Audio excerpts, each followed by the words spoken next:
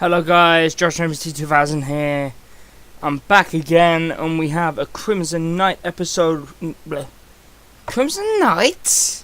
What's Crimson Knight, Josh? Well, I'll tell you. Crimson Knight is a second channel shared by me and my friend, and soon we will be having content up for it. Hence why I kind of automatically dropped into Crimson Knight. Okay. Shameless self-plug out the way. Let's get on with comic book Carnage, shall we?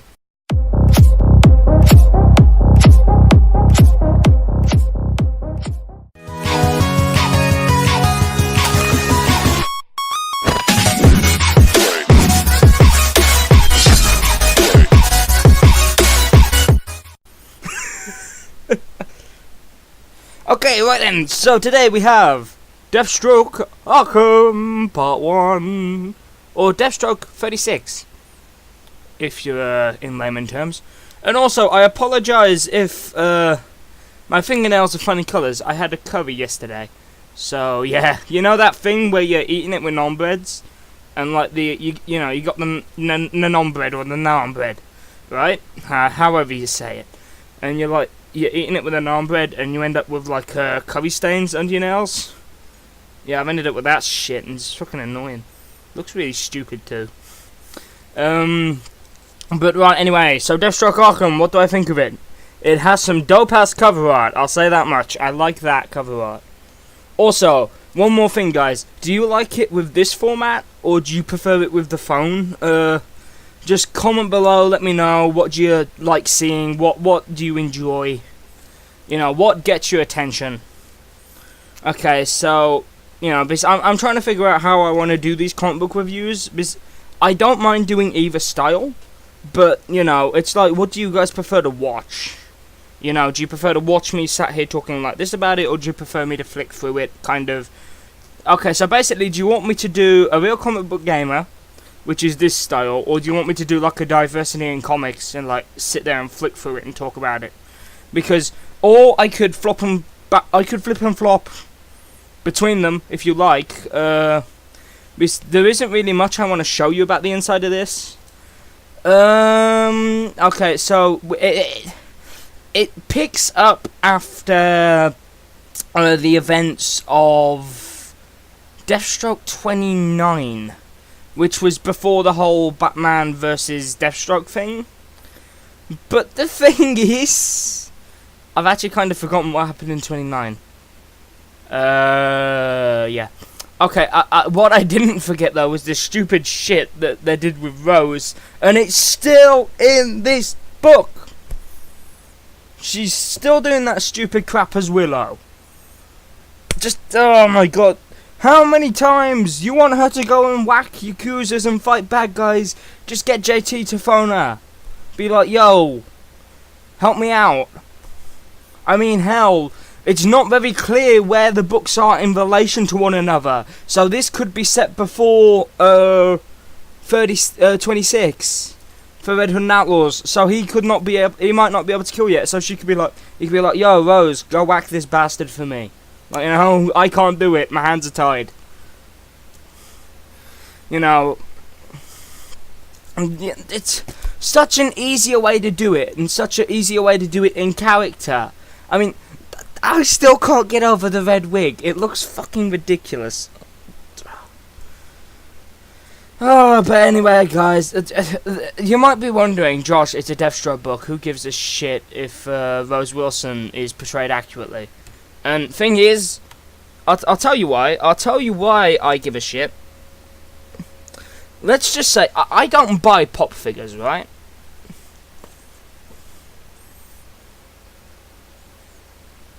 So yeah, I'll tell you why, because she's one of two, she's probably like number 2 or 3 in terms of my favourite, she's definitely in my top 3 in terms of favourite DC characters. So yeah, I get kind of pissy when they mess with the character. I mean, to be honest, Joey's reaction about sums it up. Like, he's talking to like her husband, because like, you know, it's kind of established that marriage is a complete fucking sham. But you know, whatever. It's just basically to stop Deathstroke from doing that to the guy. But we won't talk about that because I've already talked about that. But you know it, and Joey's reaction talking to him is like, because he's like, oh, she's doing that again, and Joey's like, no, she doesn't need time, bro. She needs a shrink. I think she's finally lost it. you know what I mean? It's like, and I think that was my reaction reading it. I'm like, you know what? If she's supposed to no longer be possessed and she's still doing it, I think she's just finally snapped. I think she's just lost it. I think all that abuse and trauma Slade put her through as a kid has finally snapped her. But to be honest, I would prefer them to do that, but I'd also fucking hate it for them to do that, because it's like, then you're kind of ruining a character. The whole point of a character is the fact that she rises past that and she becomes her own thing. I mean, yeah, okay, Ravager as a persona is very Deathstroke influenced, but it's like, you know, she becomes, in Pre-52 she became her own thing. She became a member of the Titans, she became an anti-hero. She wasn't a mercenary anymore, like, you know. And that's like a big thing, like she kind of moved away from Deathstroke and kind of got out of Deathstroke's shadow, which is, again, very similar to what Jason and Nightwing did with Batman. Like, you know, father that treats them questionably, and they go off and become their own thing. Well, for different reasons, but, you know. So, there is, like, you know, they kind of, DC like that trope, like, you know, a strained relationship with a parental figure, go out, become their own thing. You know, it's a trope DC uses a lot, but it works in the context.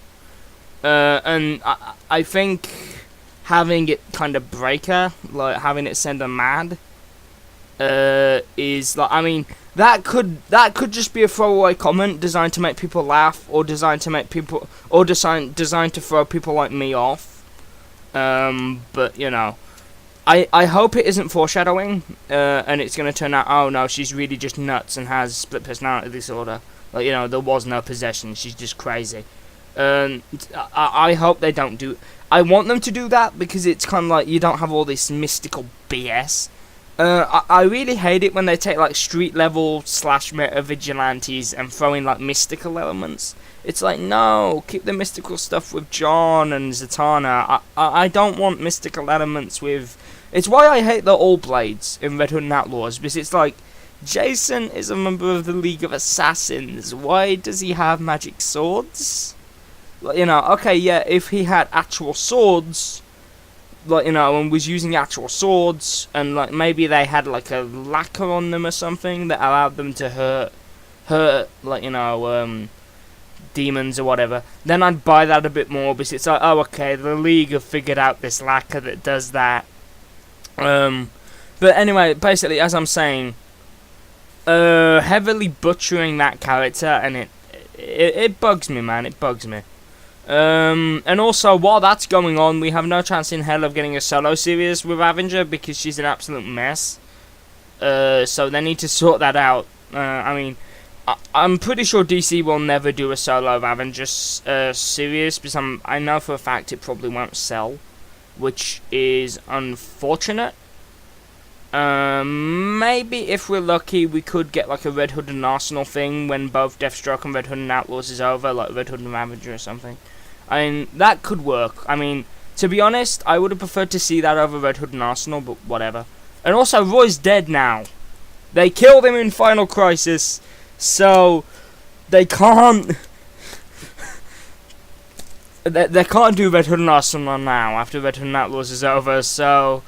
Yay, I guess. Even though I did kind of like their dynamic in a weird way, like it's not perfectly written, but the intent is there, and it's nice. Like, you know, you kind of have these two guys that have known each other a long time, and you know, they're kind of both screw ups, and they're a bit like, yeah, you know what, mate, I'm sorry, you know. As I said that in my Annual 2 review, that scene on the plane was just, that's the way they should be done. I like that scene on the plane, you know. But anyway, I'm getting heavily sidetracked. So back to Deathstroke Arkham. Okay, so we've dealt with my biggest issue with this book, which is the assassination of one of my favourite DC characters. But anyway, let's move on to Deathstroke now. Deathstroke the Terminator. How does he fare up? Well, beam him up, Scotty. Yeah, he literally gets beamed up by aliens at the end of this book. Are they trying to make him out to be a complete nutcase? The thing is, although it is stupid, it's actually plausible in DC, because what you have to remember is you have stuff like Martian Manhunter and stuff, and Starfire, and alien races, so it is actually plausible that he could just get yoinked straight out of Arkham Asylum. But, I don't know. Thing is, he basically tries to escape. And, like, one thing I did like is they have, like, these virtual reality, sessions. Like, instead of actually being in a room with a psychiatrist and having a group session, they, instead of, just think about it, you lock all these really dangerous individuals in a room with one psychiatrist. Yeah. Not gonna go well. So, basically, they have it where they put on a AR headset, or a VR headset, and they're in their cell, and they're kind of in this room together, and they kind of appear as they want to appear. And, like, say Slade's in his kind of classic Deathstroke digs. Must admit, I really like the way that looks. I like the fact they've gone back to him being in his classic-esque Deathstroke digs. I really like that. It was a nice little nod and a wink to have that there. I don't know if it's going to replace the main suit of the series, but I kind of hope it does, because I like the classic. I like the boots as well he's got, like the old pre-52 Deathstroke. I kind of like that look. Although the armoured look he had in New 52 was okay, I like both an armoured look for Deathstroke and like the classic look. So yeah, I like a multitude of looks for Deathstroke. It's Deathstroke, as long as it looks fairly militant, and it has the blue and yellow, I don't complain. Or you could go black and yellow. I personally prefer blue and yellow. I mean, this cover goes black and yellow. My personal preference is blue, like a dark blue, kind of like the Arkham games. Speaking of which, the Arkham design for Deathstroke was pretty cool.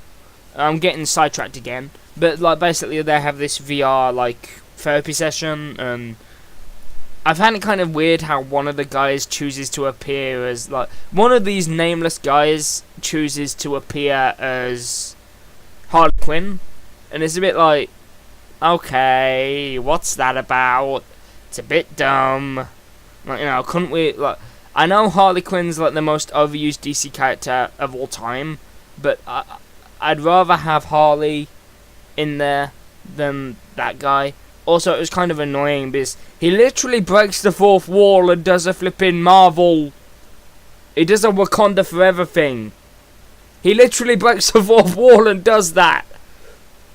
It's like, I hate characters that break the fourth wall. It's why I never watch Deadpool. It's why I never read his comics. It's why I was mad at the first volume of Hellblazer.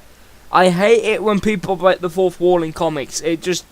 It sucks me out of it, and it completely wrecks my immersion. And I mean, okay, it might make me chuckle because it's completely stupid, but I can't take this story seriously when that happens. And you've got this guy that I think he's supposed to be Spaceman. I think they call him Spaceman or something. And he goes like, Wakanda Forever in the background, and I'm like, what the fuck? This is a DC book. Get that out of here. What? Look, I'm kind of surprised they actually got away with that. I wouldn't be surprised if there's some fallout over this book between DC and Marvel because of that. They're gonna be like, yo, DC, cough up. You referenced. Cough up, man. We didn't give you permission. Like, but anyway, minus that, it's I like the AR bit where they're kind of like they're talking and like. Slade's comment is, oh, you guys, you don't get it, do you? It's just business. Do it to make money. I don't really care. It's just business. And then you've got another guy that says, are we really evil though? I mean, We're being deemed crazy. Are we really insane? Are we really evil? Or have we just been deemed insane and put in here to keep us permanently detained so we don't cause trouble? So basically, you kind of have that little bit of explanation, and also you have a young Wintergreen in here as a hologram, and he's kind of he's showing Slade like the layout of the building and stuff, but it's kind of confusing. But Slade is saying it was established it wasn't a hologram, but yet at the same time it has to be. I mean, unless he's got something implanted in his skull that like shows holographic projections, you know, he's not a Jedi. He can't see these things with the Force. It's got to be something like that. And I'm sorry, I refuse to accept that Deathstroke is nuts. He's a cold, calculated killer. He's not a psychopath. I refuse to believe that. Deathstroke is not a psychopath. He's a cold, calculated mercenary. He does what he does for money. Emotions don't enter into it. I mean, yeah, okay. If you want to do a whole Deathstroke therapy thing, do it because of grief. Like, I don't know, have something happen to Grant. No, well, Grant's dead. That would play into it as well. But have something happen to, like, Rose or Joey, like, you know. Although something's already happened to Joey, but, you know. Have something happen to one of his kids and have it be like he ends up kind of hands himself in and is a bit like, look, you know, I can't take this no more. All this shit's happening to my kids and it's messing me up. I feel bad. I feel like I failed them. Do something like that. You know, don't have him like, don't try and make him out like a complete psychopath. I mean, the thing is, Slade isn't a good guy, but he has some good tendencies. I mean, he's got a weird way of doing things. I mean, he cares about his kids. He's just got a very weird way of doing it. Like, a very weird way of doing it. I mean, the professional wants to spend time with his daughter, so he puts a hit on her head. And then, makes this whole nonsense up about protecting her. Like, you know, you see what I mean? Like, he's not doing it for a bad reason. It's just, he's got a weird way of doing something that normal people would do perfectly fine. I mean, like, say if, I don't know, if you wanted to go out for a meal with your kid, you'd be like, hey, you're free, like, next Wednesday. You know, let's go out, get something to eat. You know, have a chat, catch up a bit. You know, it's, you know, I kind of liked that bit about that story arc in Professional, because it's a bit like, at the end of the day, Slade is doing something that's so basically human. Like, he wants to spend time with a family member that he's become quite estranged with. Like, he's not very close to. But he's doing it in a very Deathstroke way. He's doing it in a way that, like, most people would look at him and be like, you're nuts! Why are you doing that? Like, but to Slade it makes perfect sense, because he's like, my daughter's a mercenary, I'm a mercenary, we have enemies. If I do that, and I go and help her out, we spend time together doing something we have in common. So, to Slade that makes perfect sense, but to other people it's like, are you nuts? Like, you know what I mean? I mean, like, I really like this Deathstroke series starting off when it, like, Professional, about up until Twilight. Then it started to drag its heels a bit at Twilight, and it got to Defiance, and it kind of jumped the shark a little. But, I mean, Batman vs. Deathstroke, it kind of grounded it a bit, brought it back to what it's supposed to be. I kind of hope Arkham can carry that tone and keep it grounded, and hopefully fix some of the broken shit that's in this book. But anyway guys, I've been going for 20 minutes. I'm going to cut the video now. I'll see you all in the next video. Goodbye.